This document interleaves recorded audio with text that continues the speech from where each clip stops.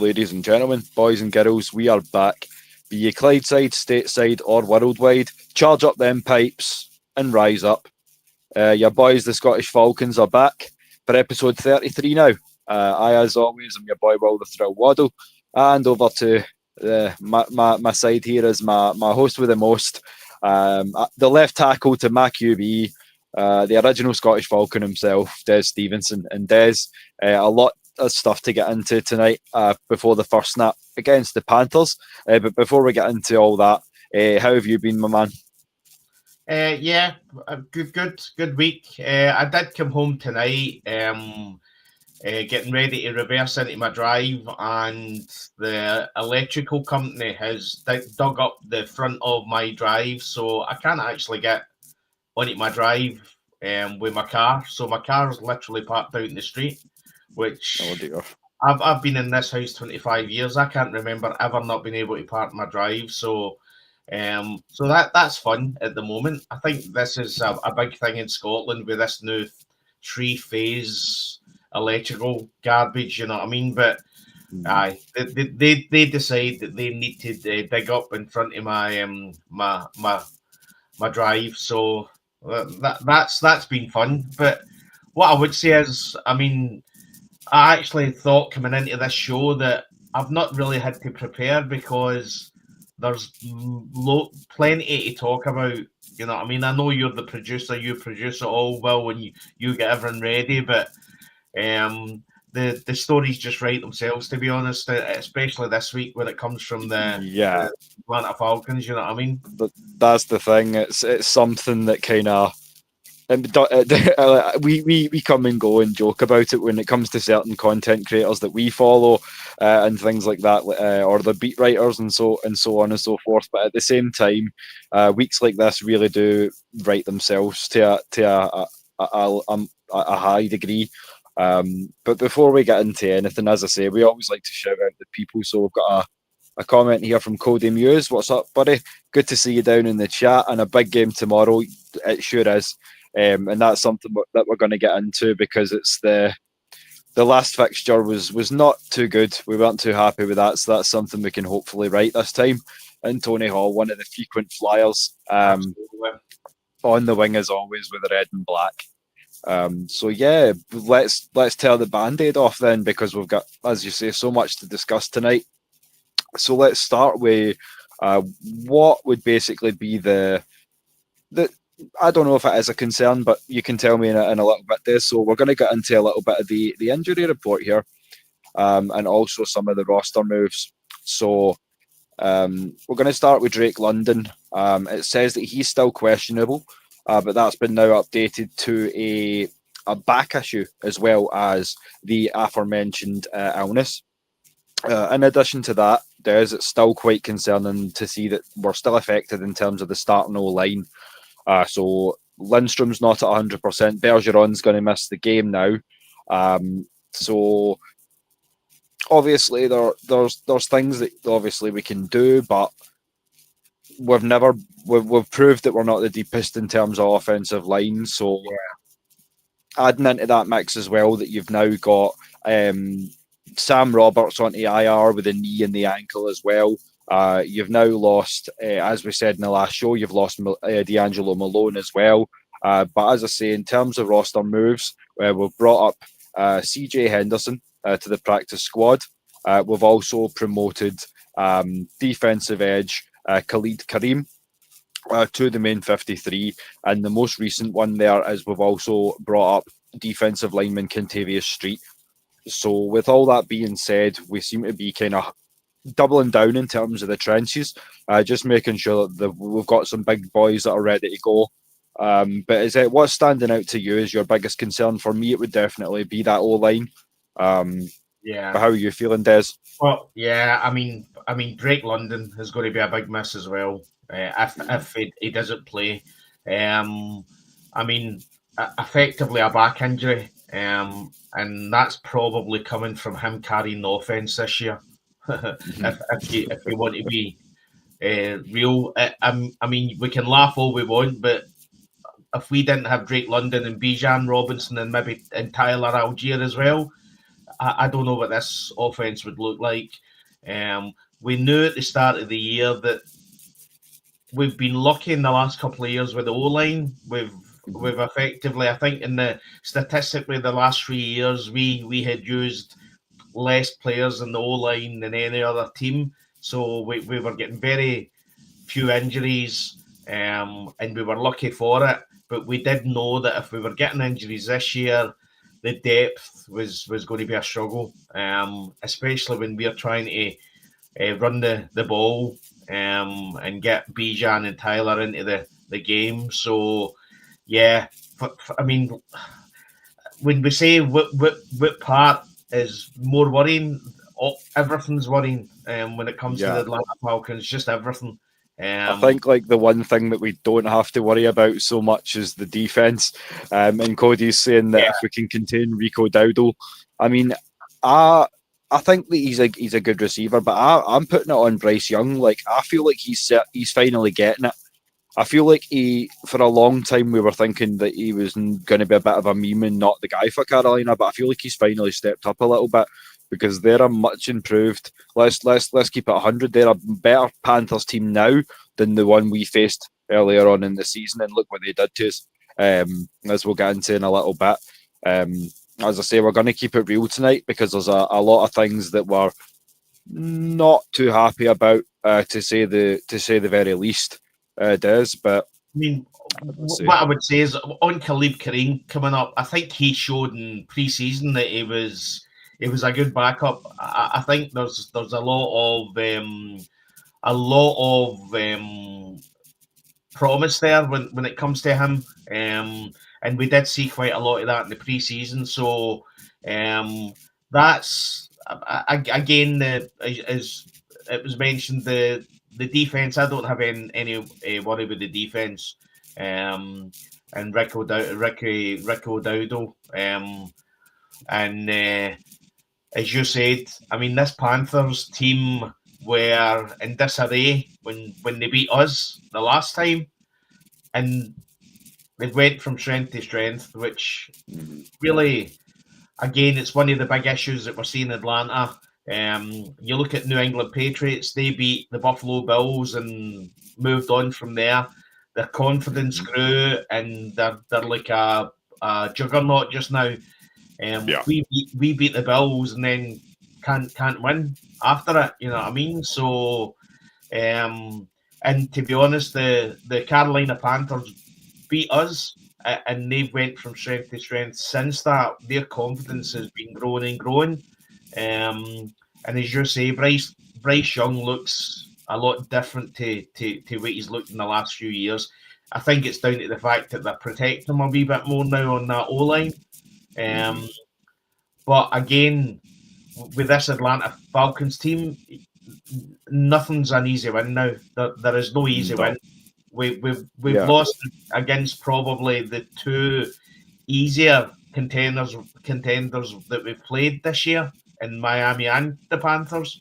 And again, from my point of view, it's a roller coaster world of Atlanta Falcons. We're just all over the place.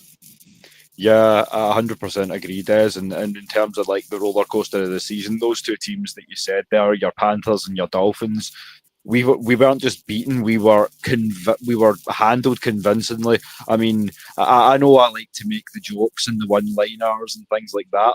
I think it's just, as we say, the producer in me. But at the same time, we made a 1-6 football team look like the '85 Bears. Yeah, we got embarrassed.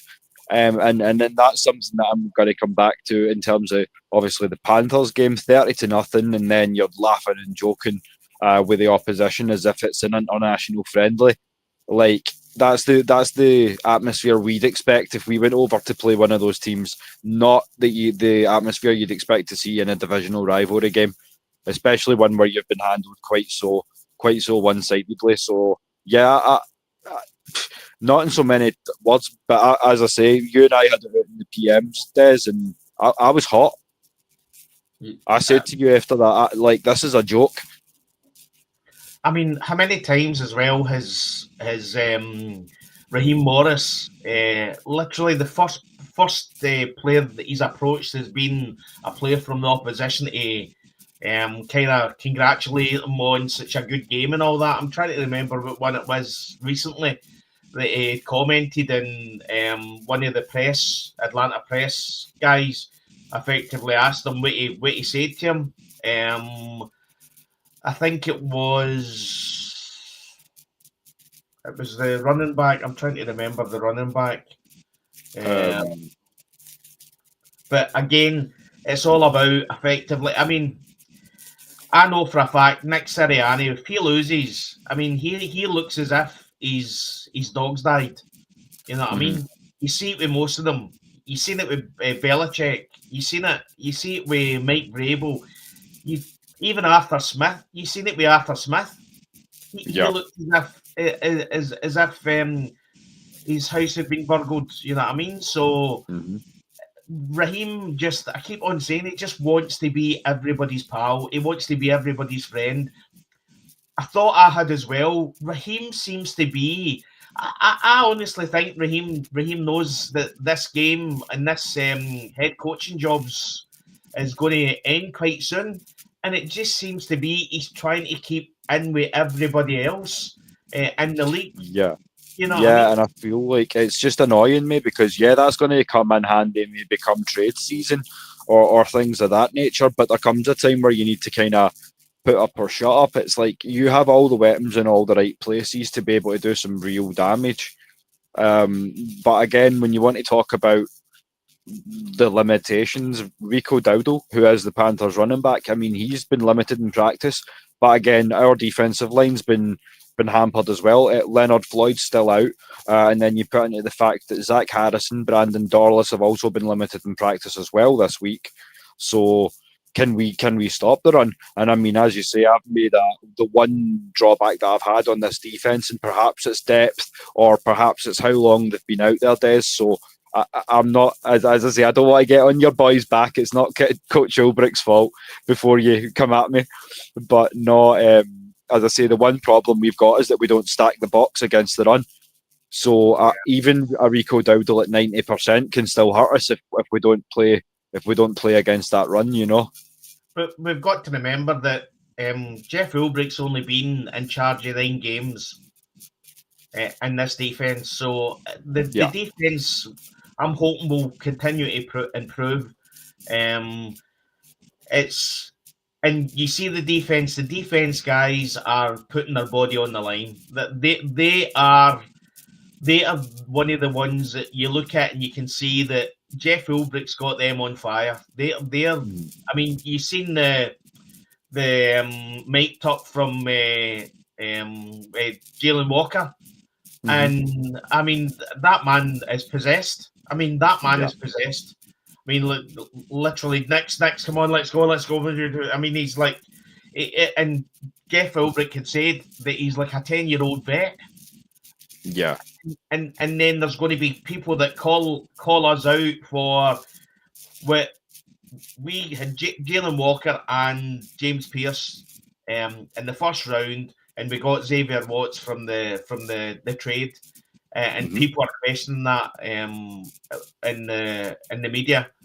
I mean, literally, we have.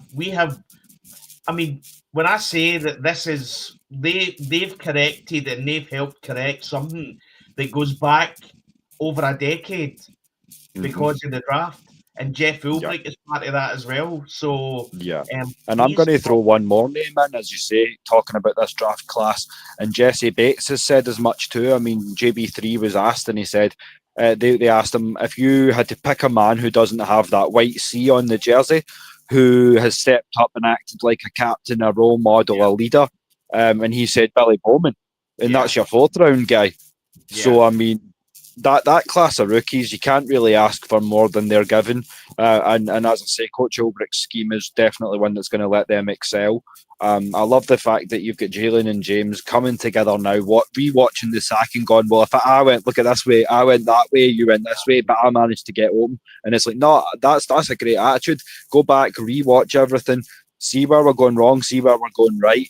And that's how we need to improve, because, as I say, in terms of the offense, we need to be taking a good long sit down in a film room sometime very soon. You're not telling me that between James Pearce Jr. and Jalen Walker, there's not a wager on the line on who's going to get the most sacks, because You really love it. I mean James Pearce, we've seen it in pre-season, practice as well, training camp. Jalen Walker obviously had injuries and everything, but as he's recovered and he's got fit, I mean, he's like a man possessed. And I'm going to say what a lot of Atlanta Falcons are wanting to say. This is what happens when you draft a Georgia boy. This is what happens when you bring in a Bulldog. And effectively the first Bulldog we had ever drafted in the first round. And that's going back 60 years, and look at what it's done. And you wonder why the Eagles, who constantly draft Bulldog players, are so successful. So that shows you that if you draft the right player out of the right college, then they're going to be successful. What I would say as well is that, plaudits to Jeff Ulbrich, but this is effectively a team built on a bad head coach and a bad offensive coordinator. You know what I mean? Yeah. And we've still won 3 games. We could have probably won another 3 games on factors.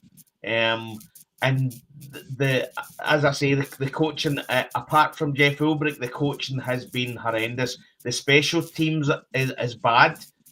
You know what I mean? The worst I can ever remember. Jamal Agnew, literally, as I said in a tweet a week or so ago, if he literally just kneels down when the ball hits him in the kickoff, he's literally in positive yards. He's bringing it out, and he's getting to 25, 28, 30. There's no movement. As I say, the apart from the defense. It's been terrible watching, and who'd have thought that at the start of the season, that we're talking about how good the defense is, and we're not talking about how amazing this offense should be, and that's sickening. Well, 100%. And another point we've made before, Des, and we've made no secret of, is the fact that there were players who were specifically put onto this 53-man roster because of their level of effectiveness and contribution on the basis of special teams. So why have we not seen this, would be my first question. And my second question would be, given that we have seen it, or given that we haven't, rather, why not throw in some of the X factors? Like, as I said to you, I'm a Madden player, so I like to mix things up and keep it fresh and try out different things and see what works and what doesn't. So throw Nathan Carter back there. We're barely using the 2 running backs we've got, never mind RB3. So give him a shot at returner, because I think he's got the speed and the elusiveness to really do something back there. I think it's all about accountability. I've been in sales all my life, and I've worked with some great managers and I've worked with some bad managers. And the bad managers will take on a good team, and because effectively the manager you had probably is get promoted, so a manager will take on a team, and for a wee while you'll stick to what you knew with the old manager, but slowly, as you know, it's like anybody. Slowly, as you know that you can get away with this, or you can get away with that, or you can get away with that. Slowly over time, how dedicated you are and how driven you were with the last manager slowly ebbs away. And this is what's happening in the Atlanta Falcons. That's some real talk. They brought Raheem Morris in last year, and it was the rah-rah, we'll do this, this is my thoughts, this is what I want to do. They brought in Penix, they brought in other players, he brought in Jimmy Lake, he made a lot of mistakes, brought in, again, first time defensive caller in the NFL, and Jimmy Lake and the OC and Zach Robinson, and botched that. But the specials team was okay last year. the offense was okay. The defense was bad, but you're then seeing that how is it a coincidence that last year the specials team with the same coach was better? Now this year it's not as good because the accountability is not there, because the bad habits have started to ebb in, and Raheem Morris as a leader isn't calling it out. He isn't spotting it. He isn't saying this shouldn't be like this. So effectively, that's why we're going backwards on specials teams. It's why we're going backwards on the offense. We'll get into everything else with the interviews later on, but well, yeah, as you say, that's a good chance because now you're stating some real facts. So I mean, let's crack into it. So I mean, when you're talking about interviews, obviously there's a few that we could pull up in specifics, but we're going to focus specifically on Michael Penix Jr. And what he's been saying. So we're going to talk a little bit as well about these two guys and our. I'm just going to come out and say it because, as I say, your boys don't shirk from the real facts. It's been inadequate. There's been no accountability, and at times the blame for why we need to be better has been thrown directly at the feet of the players, which I feel like in a lot of cases hasn't always been warranted. Because at the end of the day, to quote Drake London, pieces are only going to go where the hand plays them. You know what I'm saying? So, but then again, as you say, with Michael Penix, he was deliberately quoted as saying that when he asked, "Do you have a go-to on the sideline?" He said no. He said, "I have my fiance, who no matter win, lose or draw, I know she'll support me. I know I can have a hug and a kiss when I come home," which is amazing. And we all need someone there that has our back like that. But at the same time, that and a personal QB guru or coach, for that to be all you have speaks a lot to the coaching staff and their lack of support for MPJ. If they want you to be the franchise guy, as they've stated so much that they want to do, and to ride you as the starter. In addition to that, you think about the narrative that was painted by Netflix's QB season 2 days. Because I mean, directly from the mouth of Kirk Cousins' wife, his first play when he found out that Michael was going to be made the starter was to give the kid a call, sit up on the phone for what he said was around about 90 minutes, and just go over everything with him. But if he's not then at the sideline being that support structure that he promised to be in this call, that should maybe be looked at again. It tells me that somebody's lying. You know what I'm saying? So, yeah. How do you feel about everything with that being said, Des? I mean, listen, the one thing you'll know about a dysfunctional locker room is that no matter how tight knit and how much you try and keep it in the locker room, things start to come out, and got to remember it's not like that in soccer, but in football, the local press actually go into the changing rooms, go into the locker rooms and interview them literally just right after a loss. So there's a lot of honest answers are given. And when you look at everything, it just you hear Drake London saying, "Well, I just run the routes I'm told to run." And you hear Jesse Bakes as well saying that we as leaders, we need to try and bring up keep everybody's chin up. You know what I mean? And then you hear Michael Penix coming out and saying that, and then Raheem Morris, I've got it here. Raheem Morris then is asked about the clip, and he says, and this is towards the sports media, but there's what I would call a Freudian slip in here. And he said, "Stop looking for stuff on a young man. You don't need this stuff on him. It is what it is. But all of those things people do, it doesn't matter to affect this building. I just feel bad for the kid.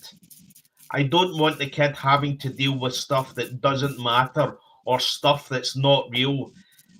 This is a bit. Let his problems be his problems, like third downs. Let's fix Okay. those. Now, if Wow. that's not so, literally, let his problems be his problems, like third downs. I'm gonna jump on that right now, Des. Before I do, shout out to the first lady of the AFN. If you want to talk about a dysfunctional family, we've got one here for you. So it's always good to see a sister from another mister down in the chat. When she's not on the panel, you know she's always in the chat. So everybody, be sure to say hi. But yeah, when you're talking about that, it angers me so much because at the end of the day, you the handle the pieces only go where the hand plays them, as I said earlier. So I mean, you've and as I've said before, you've said words in not so clear a way in some of your interviews before that you've openly admitted to me that you're not adequate at coaching at the NFL level, as you say. To steal one of yours, Des, he's reached his level of inadequacy, and he's admitted it without admitting it. Reach his level of incompetence. He's Yeah. a good DC, but he's a horrendous head coach. And again, the more that the press is pushing on things, the more we are seeing things like that. If you're Michael Penix Jr. and you in the last game, you're shouting at your OC to hurry up, literally going like that, as if to say, get the calls coming quicker. Mm-hmm.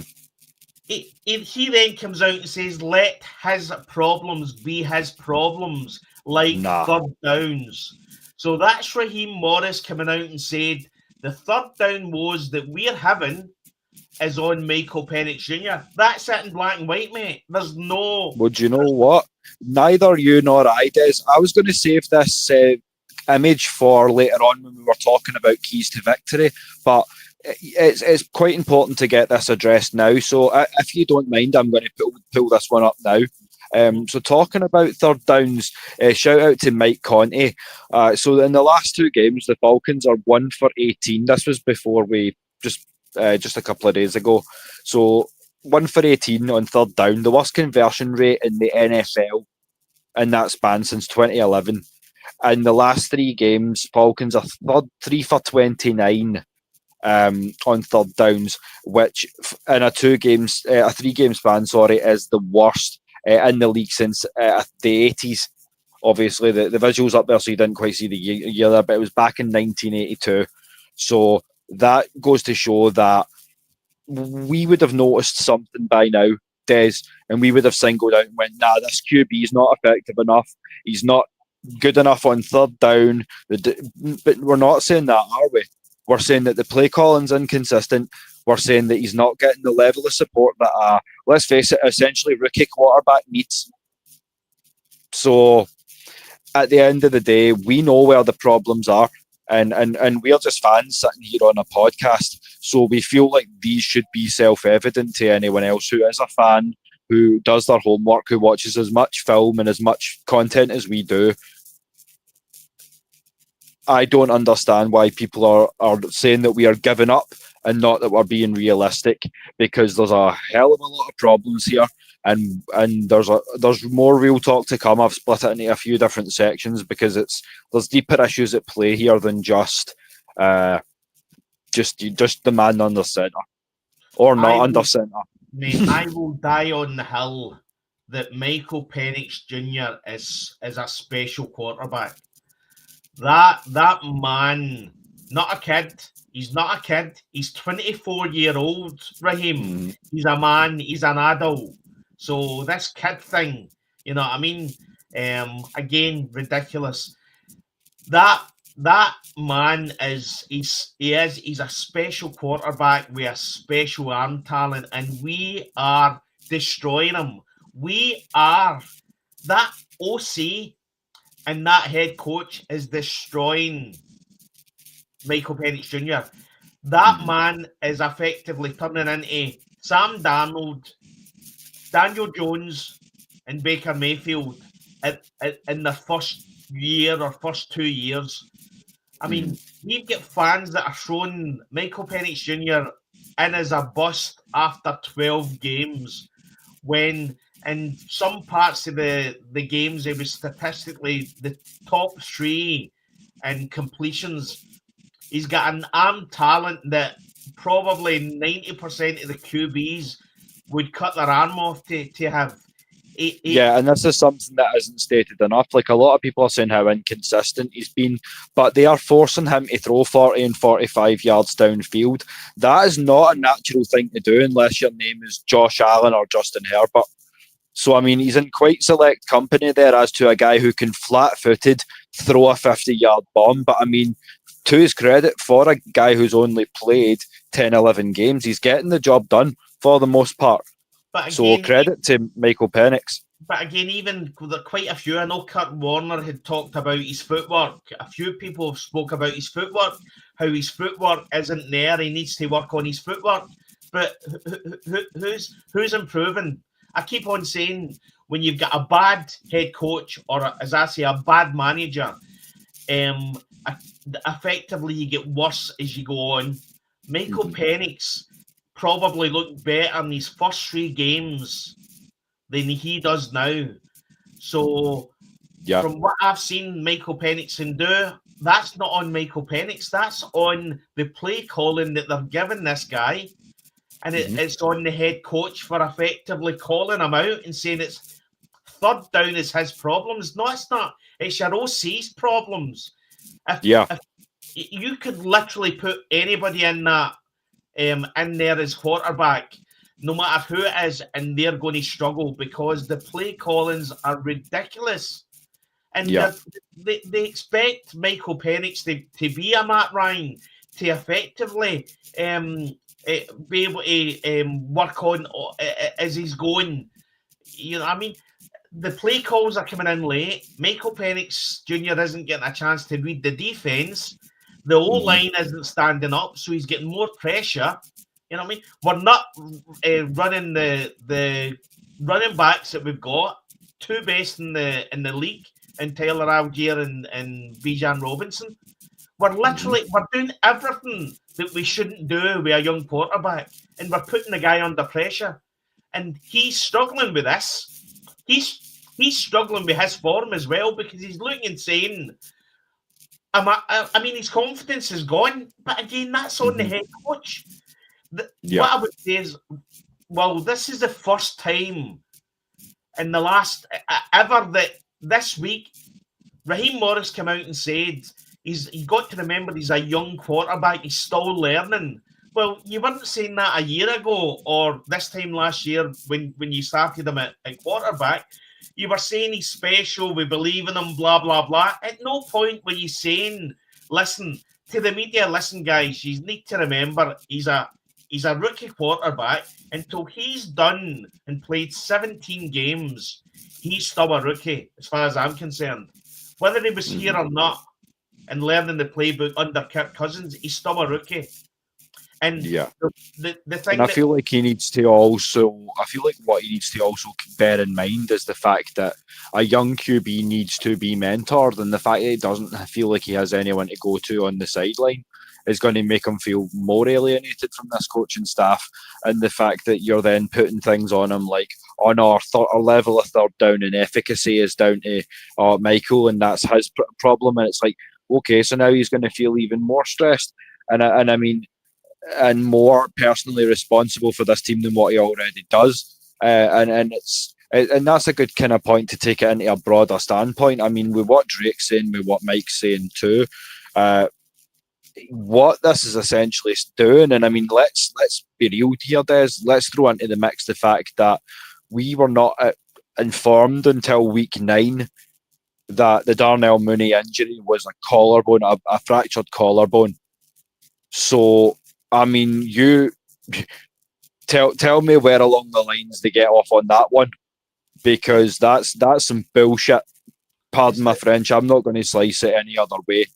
You knew the man was hurting. You're putting him out there when he's not 100%. Fractured fucking collarbone. This is going to turn your locker room against you. And there's no. I mean, it's self-evident that these guys are checking out with the whole Zach Robinson, Raheem Morris experiment. I'm checking out too. I know you're in the same boat. Yeah, it's dysfunctional. It's a dysfunctional coaching staff.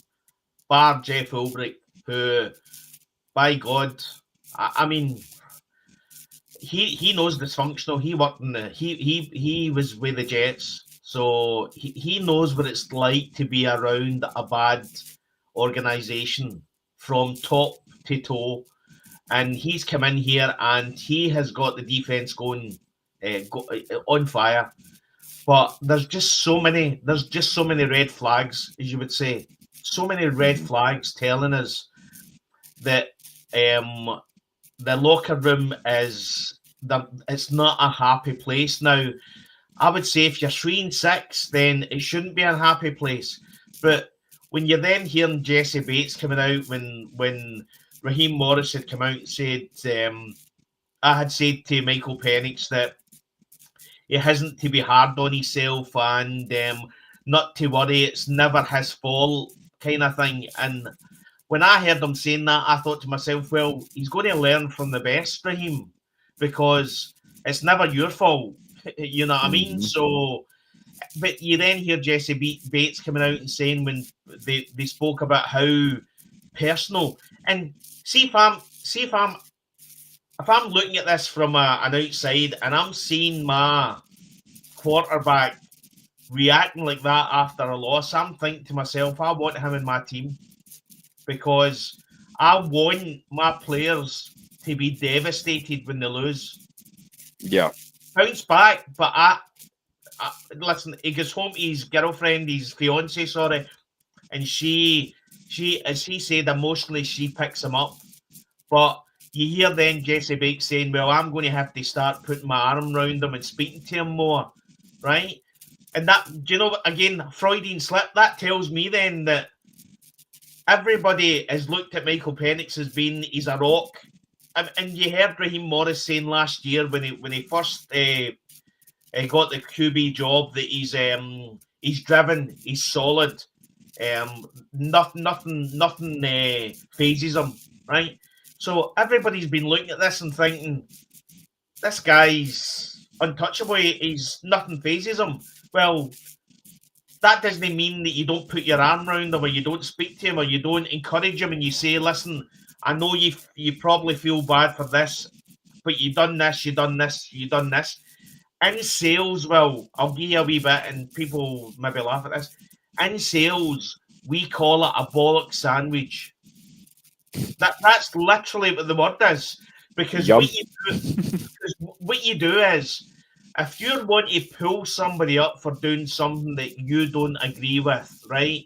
What you do is you tell them something good that he does, then sandwich it in and put it in the middle and say, but you need to improve on this, but you're doing really well here. So it's called bollock sandwich. A shit sandwich in the US. Yeah, so effectively you're getting the point across by two encouragements, but one ass kick. But you do it in a way that you're walking away thinking, motivated.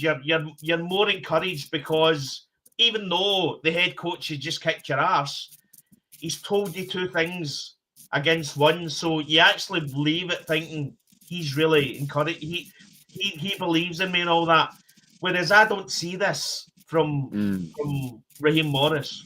And effectively, I think Michael Penix Jr. has been left to his own devices.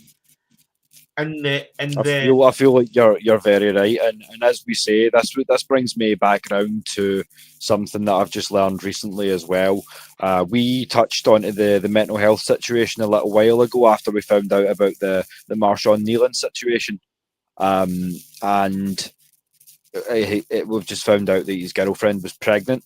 Obviously, the Cowboys organization is going to make a fund to make sure they're okay. So, big shout out to the Dallas Cowboys team and organization for that. but also it brings you back in a little bit to the mental health talk that we were having a few episodes ago, Des. And yeah, you can be made of rock, but look at what water does to rock. Yeah, it takes hundreds of years, but it will erode that rock away to nothing if you let the water do it. It will split a path clean through the rock. So yeah, I don't care how big or how strong or how hairy you are. As a man, it gets tough sometimes out here in this world. So as I say, if there's anything that we can do to make things better while you guys are on, just let us know. Because I mean, it's a caveat. It's a great catharsis zone for you and I, Des, to come on here and rant. So as I say, we've had comments in the past saying how much it means to y'all for us all to come on and to hear the voice of the international fans over across the pond. So yeah, as I say, if there's anything we can do, just let us reach out and let us know. Yeah, to know that the pain you're going through, we're going through internationally. But what I would say is, when it comes to Michael Penix, even a rock needs something to lean on, mate. That's the thing. But the fact that he was like that, I mean, after that loss, what did the head coach and the quarterback coach, TJ Yates, what did any of them say to Michael Penix Jr.? What exactly was discussed? You know what I mean? I know, was it one of the other coaches come out and said that they weren't going to bring the interview up with Michael Penix Jr. They were just talking about on the field things. And I mean, listen, what I would say is, you can look at all the money that these quarterbacks are making, but deep down under all that, there's quite an insecure person. There always is. The fact that they go out every week trying to be better is them trying to convince themselves that they're better than what they actually think they are. I guarantee there's a lot of insecurities in the NFL, and we need to accept that this is just a sport. I am not watching a game knowing that somebody is struggling mentally because the coaching staff and the people around them that should be there to support him are not given a toss, and they just assume that he should go on with it. You know what I mean? Yeah. This is another Sam Darnold. It's another Daniel Jones. It's another Mac Jones. It's another Baker Mayfield. How is it that after all the years he's struggling in bad organisations, they go to a good organisation with coaching staff that support them, and they're different players?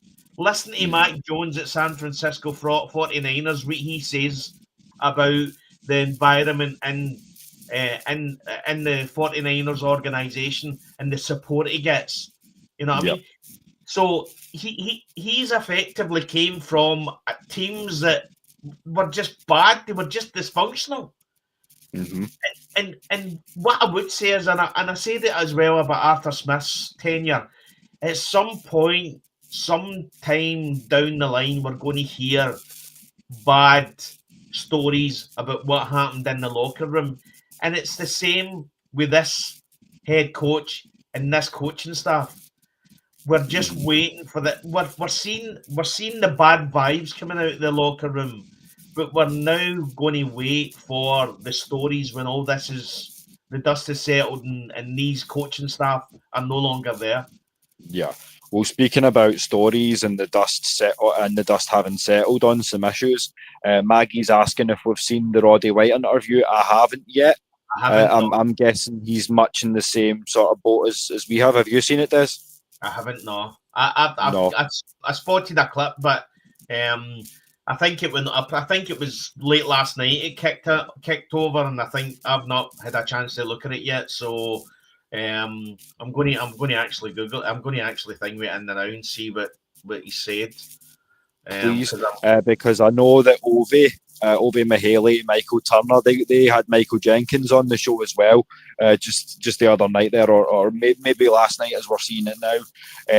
They had him on for some real talk, and I mean, the guys are much in the same boat as we are. The level of inadequacy is really making them think coaching shake up and things of this nature, because, I mean, it's another one that we've said multiple times over the last few episodes, Des, but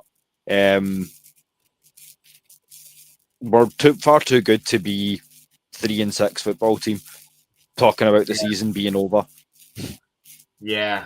Well, listen, it gets to a point where if we go 3-7, I mean, the season's over at 3-6, as far as I'm concerned.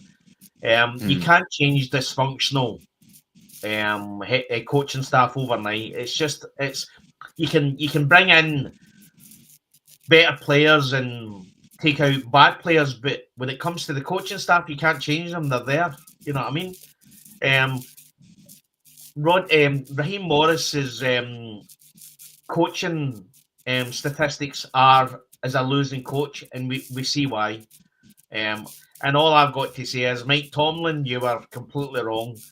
You actually came out before he got signed for the job, and you said that he was the best coach in the NFL that wasn't a head coach. Well, he became a head coach, and it's been downhill ever since.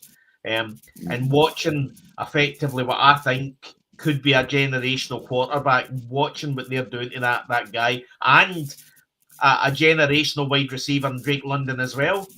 I mean, Drake London literally suffered through the Arthur Smith tenure, and I can't remember ever seeing him as bad as that after a loss. I just run the routes that I'm told to run. So, Listen, what I would say as well is that there was certain times with Arthur Smith where he was under pressure, and the players were coming out and saying, "We believe in him. We believe and we support the coach. We know what he's trying to do." You know what I mean? You don't hear that from any players. When was the last time you heard a player saying that, like, the coaching staff are phenomenal, and unless it's a defensive player? You know what I mean? You don't hear that. As I say, the vibes coming out of that locker room is it's dysfunctional. They don't believe in the head coach. They don't believe in OC. And this defense is putting their body on the line for the chance that the offense is going to come out and effectively shit a brick. You know what I mean? So yeah. You don't want an Ocho Cinco Cincinnati situation, or you don't want an Andre Johnson in Houston situation where you turn them against the coaching staff so much to the point where they're like, well, do you know what? Fuck this team. And that's what we don't want to see, because, as we say, it's something that we'll get into in a little bit, especially as you come into contract years. These are not the guys you want to be pissing off, because they're guys that are going to define your franchise for years to come. Because, as we say, Drake London, Kyle Pitts, these guys are 24, 25 years old, Bijan Robinson, and they deserve to be paid the real money, because these are the guys that are going out and can get you 1, 2, 3 touchdowns a game. And this is on Terry Fontenot. Listen, I'll support Terry Fontenot all day long, but we're now in week 11. When are we going to get Drake London signed up? But what I'm kind of assuming is happening is Drake London's looking and seeing exactly what this organisation is. And he's saying to himself, see, if I'm staying in this organisation, I'm wanting the money. I want the top of the top contract. If I'm having to put up with this organisation and put up with this coaching staff, I want the money. You then see that effectively Tyler Allgeier's going to turn into a Michael Turner. He's going to be number 2 behind LaDainian Tomlinson, wasn't it? And then he moves to us, and he's phenomenal. And Tyler Allgeier's going to do that as well. You know what I mean? Kyle Pitts hasn't been signed up, so we don't. Are we going to effectively tender him? You know what I mean? We don't know. If I'm the players, I'm sitting there and I'm saying I'll just hold off the now until I see what's happening here. And I guarantee you, if as the rumours are rife about Matt LaFleur wanting to get back to Atlanta, well, I guarantee if he stepped into the organisation tomorrow, these players would be signed up in a week. These players will be signed. They'll be like, right, where's the dotted line? Let's sign this up. They don't. As I say, the red flags are everywhere with this coaching staff, and that's another reason. If you're Tyler Algier, you're a free agent at the end of the year. You were a 5th round pick. You're a free agent at the end of this year, and you're going to sign with this organisation. Are you hell? There'll be plenty of teams want to take him on, and there'll be teams there that are Super Bowl contenders, and he'll be like, do you know what? I love Atlanta. They're in my heart, but they're giving me the money and they're giving me the chance.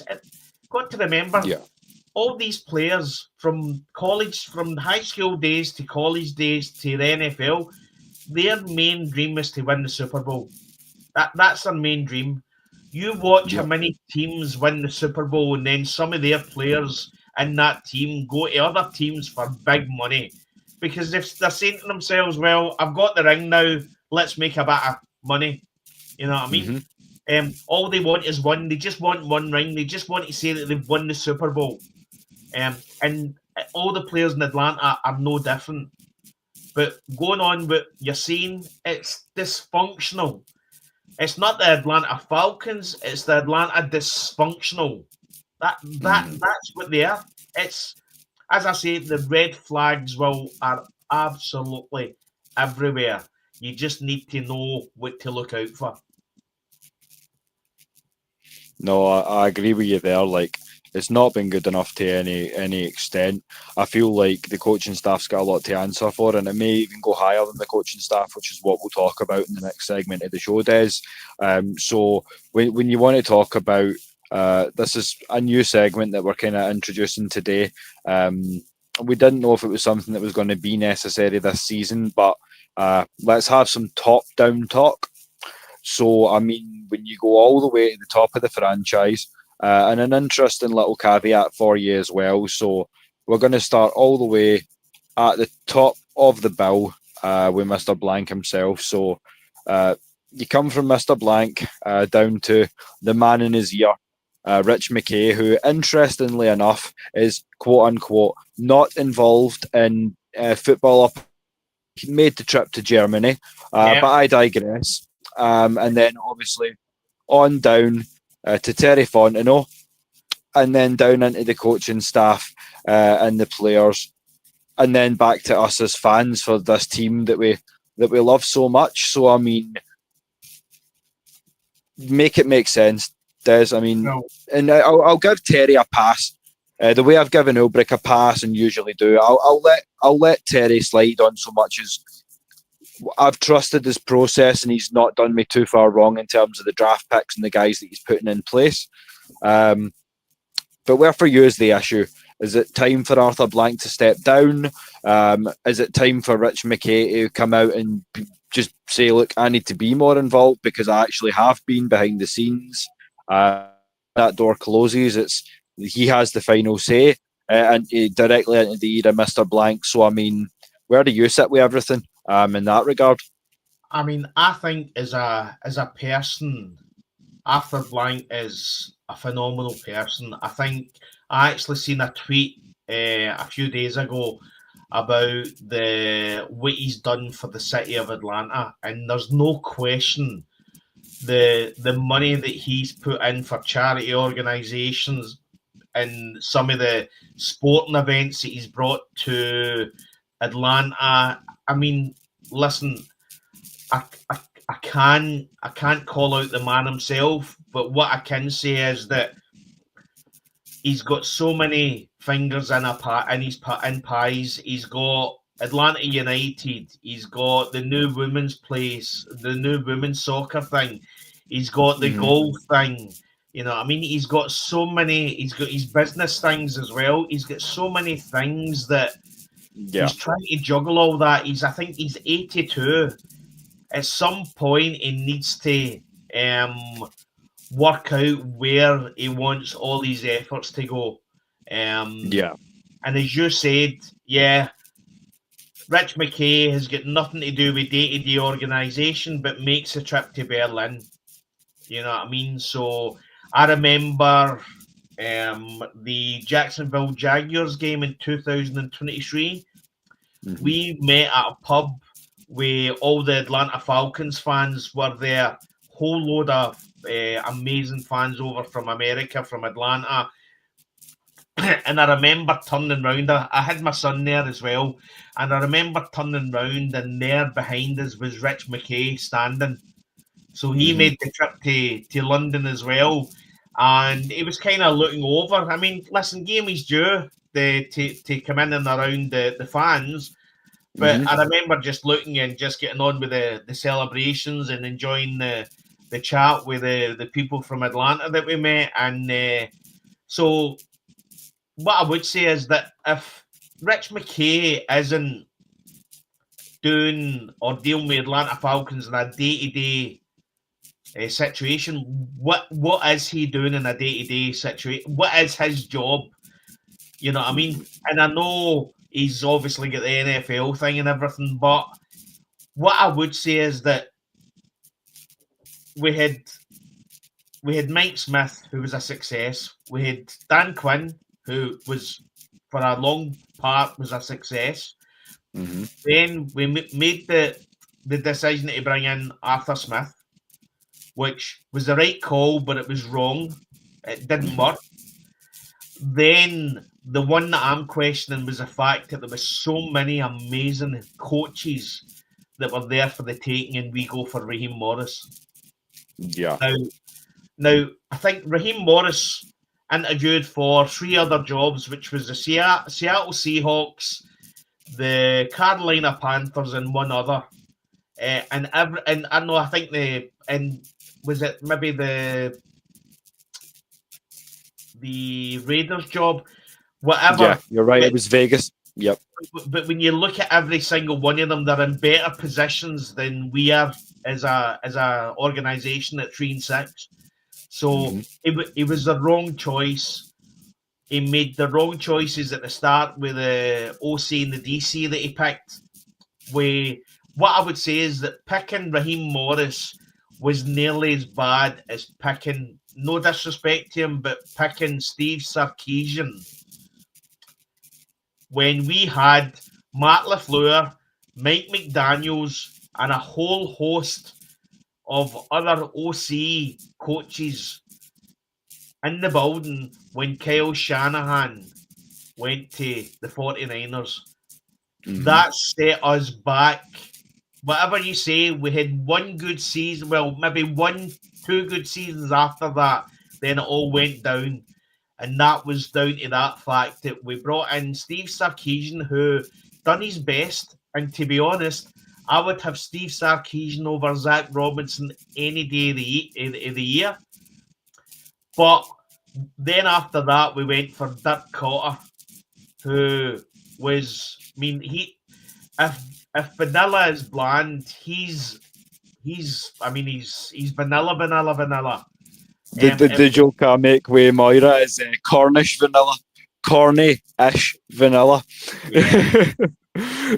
But yeah, shout out to one of this very special fans that, as I say, we're thrilled to see him every time, Louis, Dirty Lou, and say his name and he appears, because I'm going to bring forward another little segment. We'd touched on some of the contract situation earlier, Des, but let's do a little contract talk. So I want to talk about some of the things I've seen over on X. So it affects Drake London and his contract year, and also I'm going to pay some credit back to the man himself, Louis, there, and talk about Tyler Algier. So first off, I'm going to bring this topic off so I can see what I'm reading.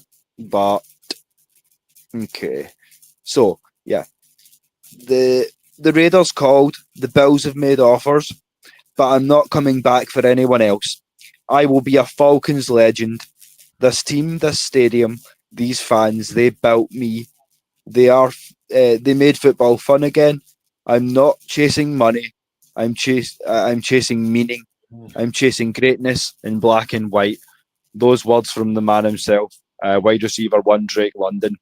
And then, as I say, Louis himself put up on X there talking about Tyler Algier, that basically if he leaves, if we let him walk in free agency, and not so many words, we're going to regret it, Des. And I couldn't agree more.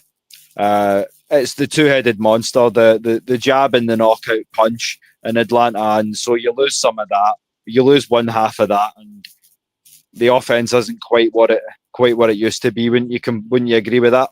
And this is why I'm so sick of how this OC's calling plays, because see if it doesn't work with Bijan Robinson, I guarantee you, just put Tyler Algier in there, and literally, I mean, even when he doesn't need to make contact with somebody, he'll literally, you see him, he puts his head down and bang. It's as if he thinks to himself, this ain't a game unless I batter somebody. The guy is a sledgehammer. I call him a sledgehammer. He's our sledgehammer. If you can't get the ball, if you can't get the run game going, just put in Tyler Algier and literally just let him batter them down until they get to a point where they'll be begging to see Bijan Robinson. Takes me back to those old Maddens. He's the type of player that will go out and get you the hard yards, Christian Okoye style. Just get your head down, or as we say, Michael Turner style.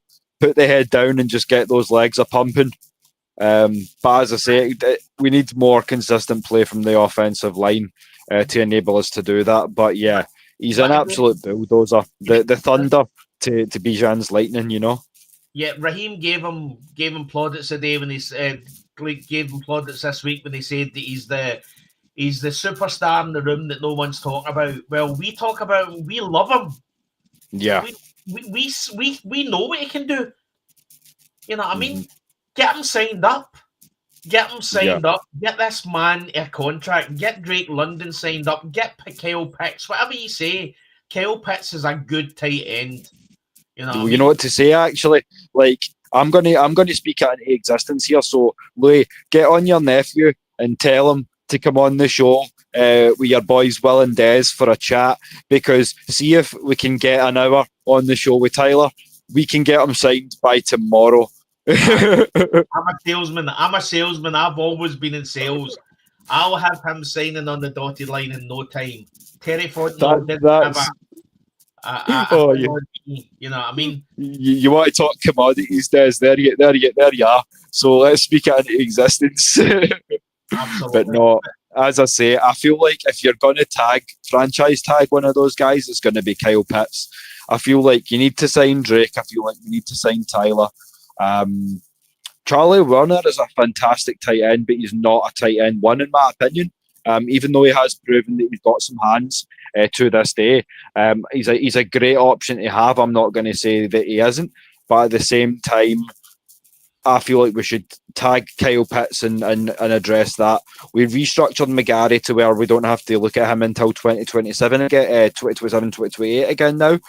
So, yeah, I feel like if there's one guy that's going to be not surplus to requirement, but that we don't have to pay right this minute, I would say it would be Kyle Pitts. But again, if you feel differently, let me know. No, I mean, from my point of view, I think if people want to go and look and see how much Tyler Algier, that would be great. That would be amazing. That would be great.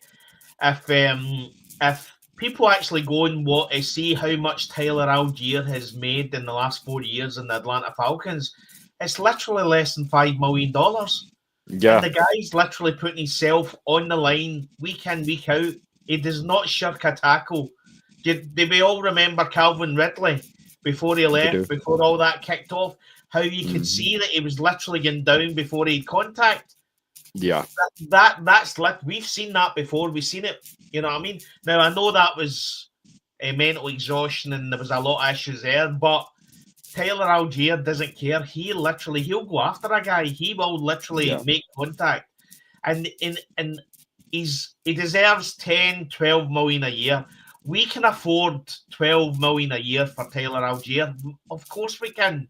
There's enough money there. Whether we believe we're the organisation, and Terry Fontenot's the man who ignored the safety issues when he said that safety was nobody was paying a safety, and he went out and got Jesse Bates III and paid him good money. And it looks last couple of weeks Jesse Bates seems to be getting back to his best, and his contract looks pennies now, and it'll be the same with Tyler Algier. Pay the guy 12, 14 million. I don't care what other top running backs are getting paid. Pay this man his money. And do you know what he runs? He runs like he comes out of Obama. I'm not going to lie. Look at the way that guys like Najee Harris or Derek Henry certainly run, or go back to guys like Mark Ingram, who's a little bit shorter. Alabama makes good power runners. So he runs like that. I mean, I know he's not out of Alabama. I think, correct me if I'm wrong, he was a BYU Cougar. BYU. Yeah. And I remember Tyler Algier. So when we signed Tyler Algier, the statistic that was going around that the year before in college, he had the most missed tackles of any running back in college that year. And that's the thing that stuck with me. Then the first couple of games, he was inactive. They didn't even put him into the team. But you got to remember, he was a 5th round pick. And then I think there was an injury, and in he goes, and bang, he just battered the boy. And literally the boy hit the deck and he moved on. And from there on, that was it. From there on, we were... I think it was him and Caleb Huntley, if you remember Caleb Huntley. And he came up and he played a couple of games, then he got injured. And effectively, Tyler Algier just kept going. And he deserves his money. We need to pay that man. Yeah, 100%. So I think I've said it to anyone that will hear me, but once again, shout out and thank you to Brigham Young University for that beast. So, as I say, get the man paid in pronto, and as I say, the same for Drake London, because a guy who can go out there and score 3 touchdowns in a game against New England, who, let's be quite honest, they were the first team to 9 wins, so those are no slouches. To go out there and score 3 touchdowns in a game against them, it proves the kind of level that you're on. And there ain't many Drake Londons in the league. I can tell you that much. Do you remember conversation that used to, and I've seen a tweet recently, the conversation around who was better, Drake London or Chris Olave? You know what I mean? You don't hear that. You don't hear that anymore. No. I mean, Drake, and again, game is due. Drake London is... I mean, with a great offensive coordinator and a great head coach, this guy could be unstoppable. I mean, he literally could be unstoppable. But this is what makes me sick. This is what makes me angry. You look at all these players, and we're just wasting them. We're wasting the talent that these players have, and I guarantee you, whatever happens now, in 10 years' time, we'll be talking about these players that we had.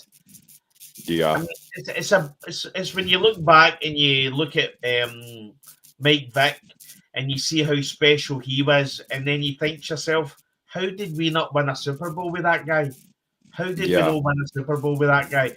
You look at this forget the defense, because the defense, literally bar 1 or 2 players, AJ Terrell, Jesse Bates, are really what you would class as unknown players. There's not big superstars in there. But Jeff Ulbrich, as I said, the defense is worth more than its parts. And he's got this defense flying. You then look at the offense, and the offense is worse than its parts. It's got better parts than what it's actually putting on the field. And that's on the OC.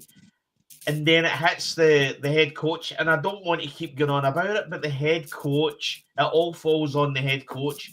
When you look at the weapons that we've got in the offense, and the fact, I mean, I'll go into Twitter just now, because there's a stat that I spotted that I had to I wanted to bring up.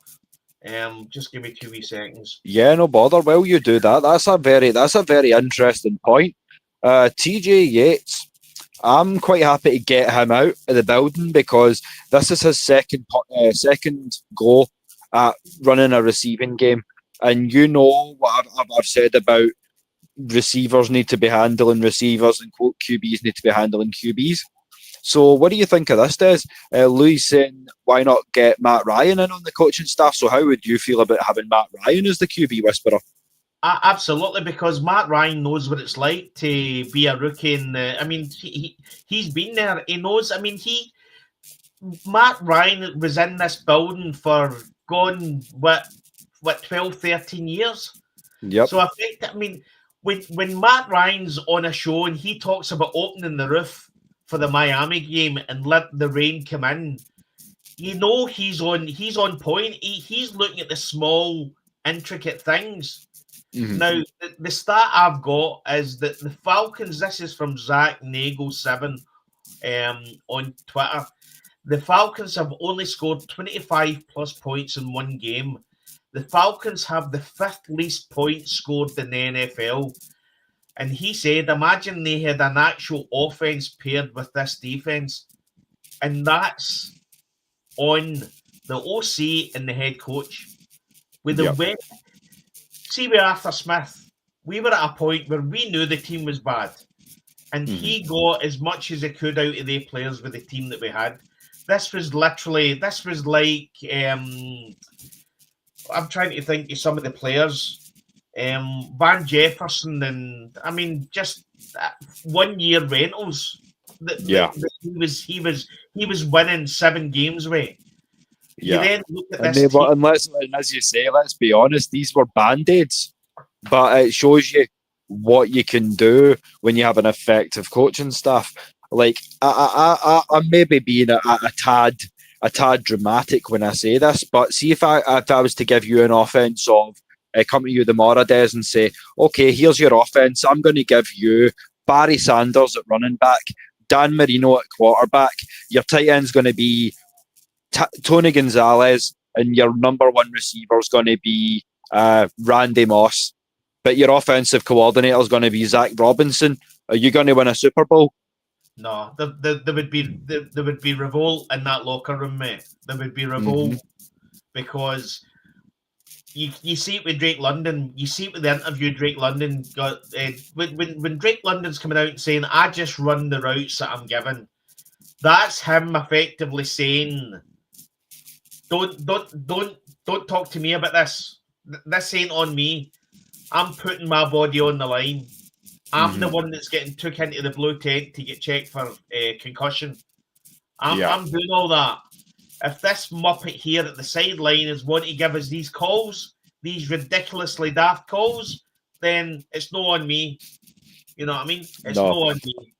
100%. And then, as I say, Sonia's backing you up. So shout out to the Ladybirds. Good to see you, sis.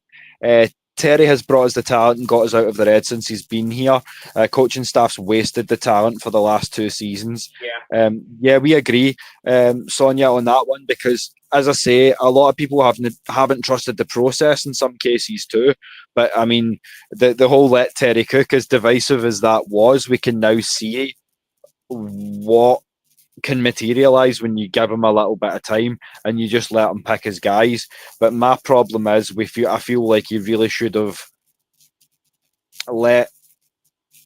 choose his guys in a coaching standpoint as well, because rather than letting Raheem Morris go, I think I want this guy because we were together in LA and he can do this thing. It's like, nah, man. As we've said before, there was so many names on that table, even up to the name, like the level of Mike Vrabel or a Jim Harbaugh, and we settled for Raheem Morris. Mike Vrabel was the one I wanted. It was Mike Vrabel. Ben Johnson was there, but I worried about Ben Johnson, and I worried that first time head coach would struggle. You know, I mean, Mike Vrabel was. I mean, you see what the Titans are now without Mike Vrabel. You know what I mean? Mike Vrabel took a team that, again, has very few superstars and made them playoff team. And that's what you want. You want a coach that can effectively make the nobody somebody. And that's what Mike Vrabel done. But then we go for, I mean, I remember when the news came out that it was Raheem Morris. I mean, you can go onto my Twitter. I was not a happy guy because he was in the room. He was interim manager. He was interim head coach, and nothing from his interim head coaching stint told me that he was going to make a difference. No. You know what I mean? No, you're 100% right. And I just felt we were going backwards. There was plenty more. I mean, Jim Harbaugh was interviewed. Yep, you know, he was. Bill Belichick was on Arthur's Dreamboat. You know what I mean? I'm not being funny. Like, I know he done us dirty on the night we do not discuss, but you think we couldn't have gave him a more lucrative offer to come to Flowery Branch than UNC gave him? Listen, to be honest, mate, Bill Belichick was last year's or the year before's Deshaun Watson. That was the bullet that we missed, mate. I never ever wanted him. I always got a bad feeling, but Raheem Morris didn't fill me with positivity either. When you're interviewing Ben Johnson, when you're interviewing Mike Vrabel, when you're interviewing Jim Harbaugh, and you then give the job to Raheem Morris, I'm so. What are we seeing here? You know what I mean? I think it must be like if I can only speculate, but I think it must be that he's a personable guy. I mean, I like even if he walks out the door tomorrow, given the fact that he's failed the job, I will still say, yeah, Raheem Morris was a nice guy. He seems like a lovely guy. But that's not what I'm questioning here. I'm not questioning your decency as a human being. I'm questioning your level of efficacy as a head coach. I'll tell you what's happened. This was Arthur Blank. This is Arthur Blank felt he corrected a mistake because Raheem Morris came out and spoke about his job interview when he was interviewed at the end of the season in 2020 for the head coaching job in Atlanta. His discussion was the fact that they had to bring in a new young quarterback and start looking at moving on from Matt Ryan and get something in place for when Matt Ryan moved on. Now, what then happened was they went for Arthur Smith, and we had the debacle with Marcus Mariota and Taylor Heineke and Desmond Ridder. And effectively, Arthur Blanks then looked at that and thought, well, Raheem, you were right. That's because we didn't do what you said we were going to do. This was the situation we got ourselves into. What Arthur Blank didn't look at is we would have still had Matt Ryan for another 2 or 3 seasons if he didn't go off after Deshaun Watson. So there was probably a good chance that Arthur Smith or Terry Fontenot would have had time to bring in a new QB and then get ready for Matt Ryan walking out the door.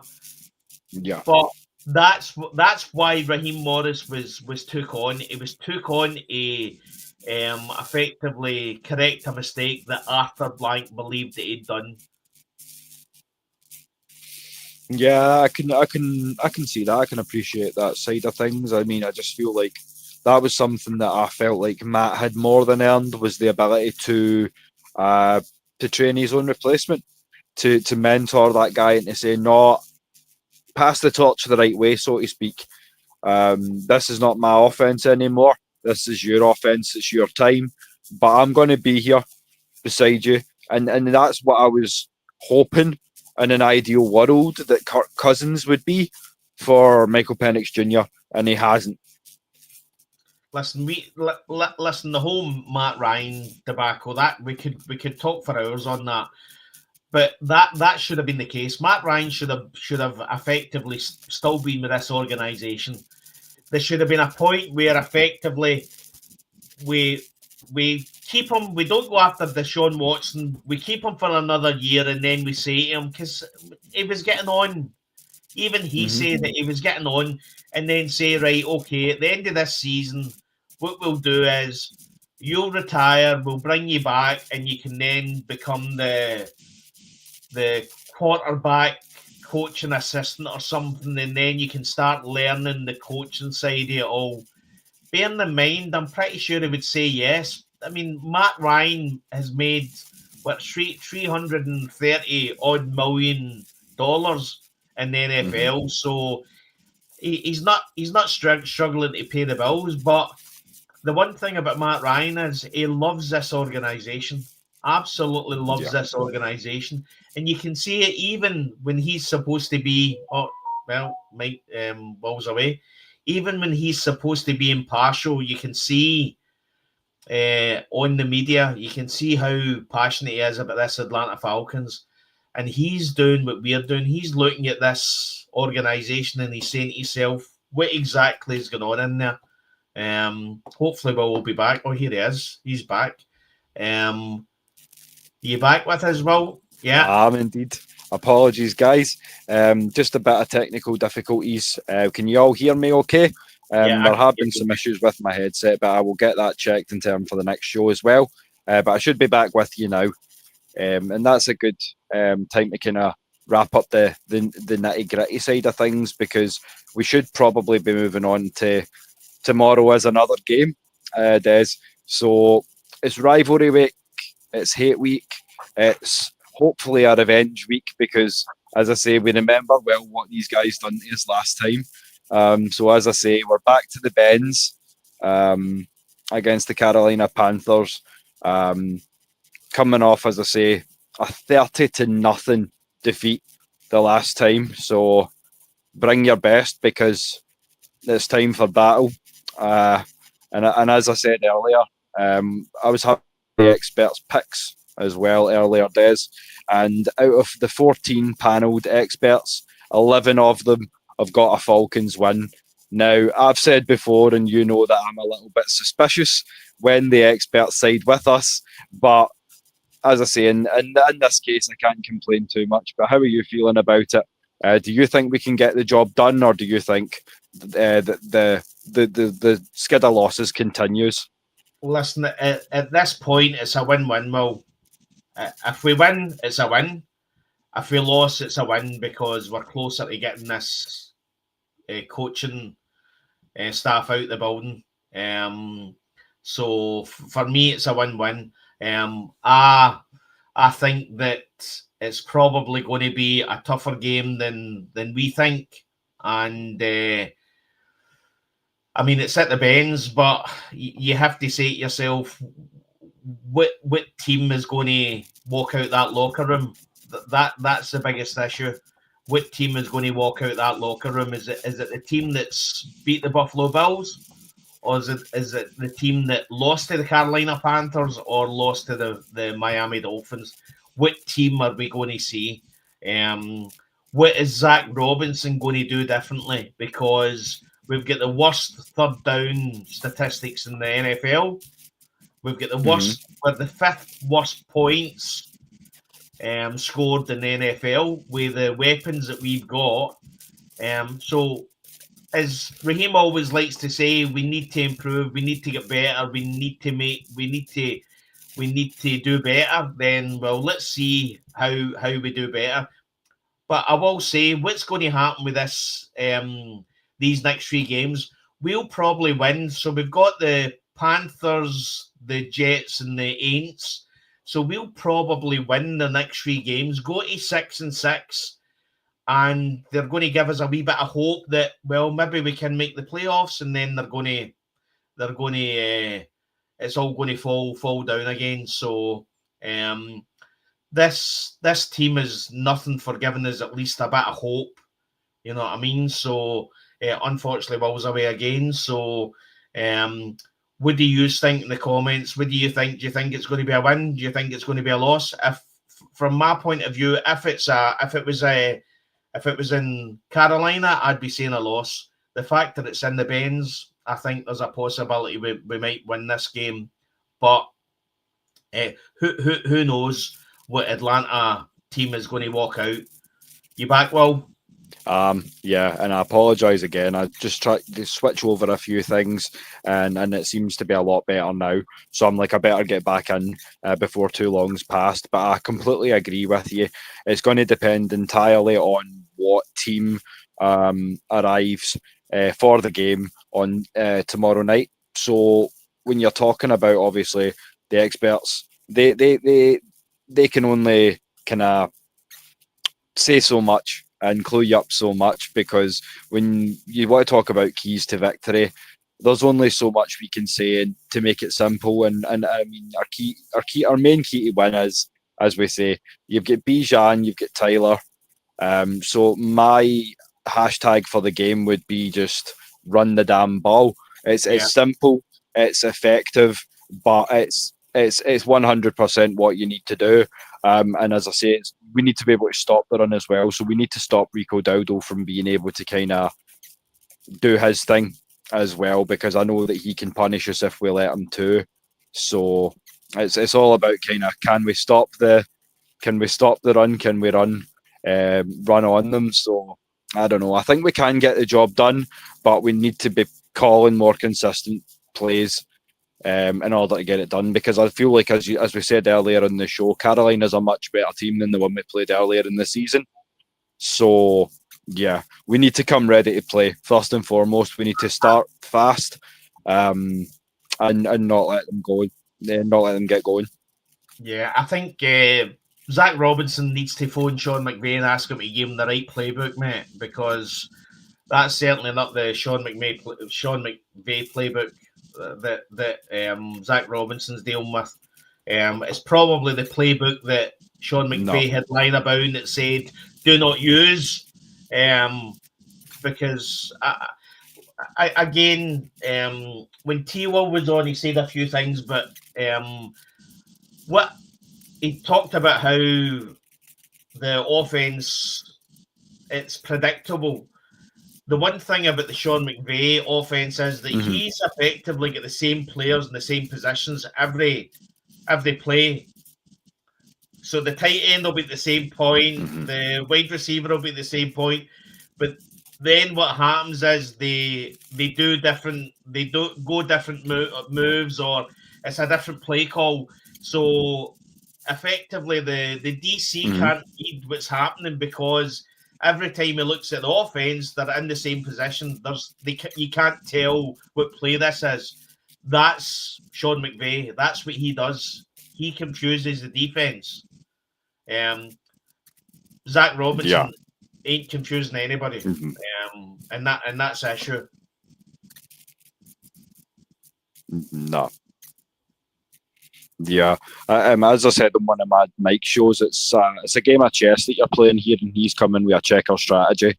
So it's really not going to cut it. First time chatter on the channel. What's up, chat? Rise up from Big Boy Julie. Good to see you on, mate. As I say, just breaking down some of the need to knows prior to the first snap tomorrow. So all that good stuff. So what do you think about tomorrow, mate? What do you think? I think we can get the win, but I think it's going to be a big ask. I mean, I agree with you at 3-6 that the season's cooked. So might as well go hell for leather and have some fun, because I don't see us winning 8 straight now to win out and get playoff football. Even if we do, you're talking about some of the fact that 2 other teams within our conference have a head-to-head over us. So that's going to make things more difficult. So I think just have fun with it. But we really need to, down the stretch, figure out who we are as an offense. And as I say, if that's going to take getting rid of Zach Robinson, then that's what we need to do, because I am not prepared to waste the careers of some of these studs that we've got, especially because they're we've got the bodies in place to be able to build a dynasty that's going to last 3, 4, 5 seasons. But we need to make the right decisions now and get the right heads at the top of these things to kind of move forward, I feel, or it's never going to come to anything. And that's what I'm afraid of. Aye. And that's the issue, mate. We've got a young QB. We've got him on a rookie contract. That at some point we're going to have to pay some of these other players, but they're still young. It's a very young team, and I just looking at it, that's what Roddy White had said. He wasn't freaking out about the way the team is because it's a young team, but it's a young team with a dysfunctional coaching staff. That's the issue, Roddy. You know what I mean? And he'll see that. He'll see that. You know what I mean? So, for me, we need to. The way I look at it, we would need to get into the playoffs. You're having to go 11-6, and that effectively means we win every single game. And I just don't see that. If we're wondering whether we're going to beat the Carolina Panthers, then. I mean, listen. See if we go 11-6 and we win every single game, we'll be the Super Bowl. We'll be literally one of the favourites for the Super Bowl. But I just don't see that happening. And all the 3-6 talk. Raheem Morris been on teams that have been 3-6 before and making the playoffs. Doesn't matter to me. They were in a they probably looked into that. I know the LA Rams were 10-6 after going 6-3. So effectively they just squeezed into the playoffs. 10-6 isn't going to. Sorry, that was 10-6.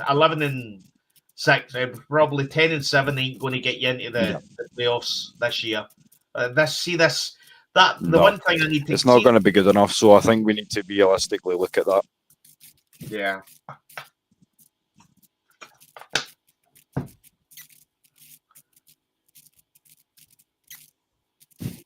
You good, mate? Sorry, Des, on you go. Aye. As I say, the one thing I hate about the NFL just now is the 17 games. I'm still here. Can you hear me? Yeah. Yeah, I'm good. Yeah. Yeah, you're buffering really bad. Maybe it's about time to start winding the show down, mate, because yeah.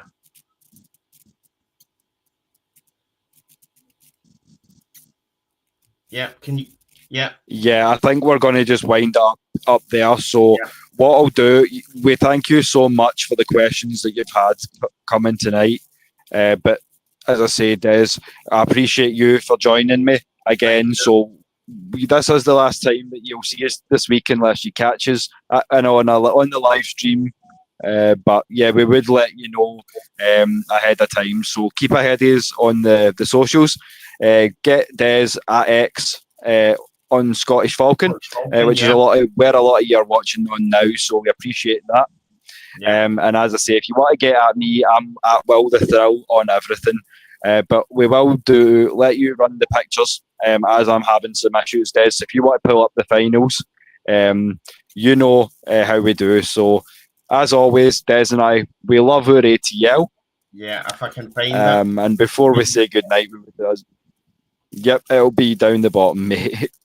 Right, okay. Aye. This is a learning experience. Yeah, there we go. We love our ATL. No, that's okay. Yep. We appreciate all the love and support that you guys always give us, including Tony shouting us out. Thank you so much for joining us. As I say, we're still figuring out things, but taking the technology they give us and doing what we can with it. But before we say goodnight, Des, would you like to lead us off, and I'll finish us out with the Scottish Falcons closing statement? Yeah, absolutely. Pain is international, but so is passion. There we go. Thank you ever so much, and we'll give you your evening back. Thank you, Des. Thank you, everybody in the chat. Much love. Scottish Falcons out. Thanks, guys.